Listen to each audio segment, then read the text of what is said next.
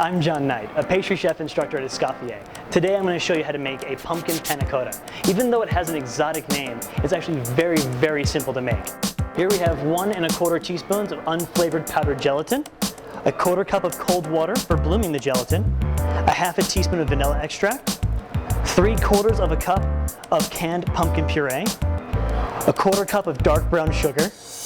This is our spice mixture, which is 1 teaspoon of pumpkin pie spice, a 1/2 teaspoon of ginger, and a teaspoon of salt. And in here we have our milk and cream. Our milk is 3/4 of our cup, and a cream is 1 3/4 cup.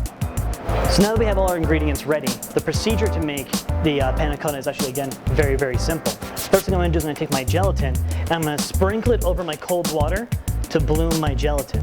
What this does is it hydrates all the gelatin that I have, so when it comes time to melt it into the milk, it happens very, very quickly. Using a small spoon, I'm going to give it a quick stir, make sure all the grains are been touched. From here, I'm going to take my base ingredient, my milk and my cream, I'm going to pour it into my pot, and then in no particular order, I'm actually just going to add the rest of my ingredients to it. I like to make sure everything's really close so nothing splashes on me. Wonderful. And then our spice mixture. From here, whisk it till it's combined. From here, it's going to get a nice orange color. That's from the pumpkin and the spices together. From here to the heat. From here, I'm just going to start heating it up to its scalding. Scalding just means that it's kind of when it's lower than boiling, you're going to see a lot of bubbles forming on the sides of the pan. So I'm going to keep it in motion to make sure the whole thing's heating evenly, and I'm going to take my time. I've got plenty of time since the gelatin might take up to about 5 minutes for it to bloom properly. Alright, so bubbles are forming on the sides of the pan. From here I'm going to turn the heat off, remove my pan from the heat. I'm going to grab my gelatin, and then gently, since it's going to be hot, I'm going to drop it in. It's going to be a little liquidy because there's a little more water than there is gelatin in here. Here I'm going to stir.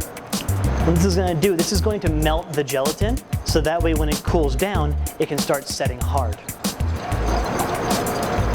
Give it a quick mix, and it's ready to be put into a mold. The best way I find to put it into a mold is to grab a small pitcher or measuring cup or anything that has a spout that you can pour off of. And I'll fill that. Here we have what we call, it's a silicone demi-sphere mat.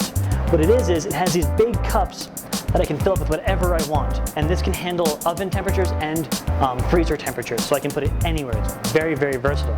You can find this anywhere online. From here, I'm going to gently fill up my mold, my panna cotta. Make sure that when I pick up, to be clean, I stop for a second, move to the next one. Okay, make sure this is flat. And a quick hold. Back in, next one.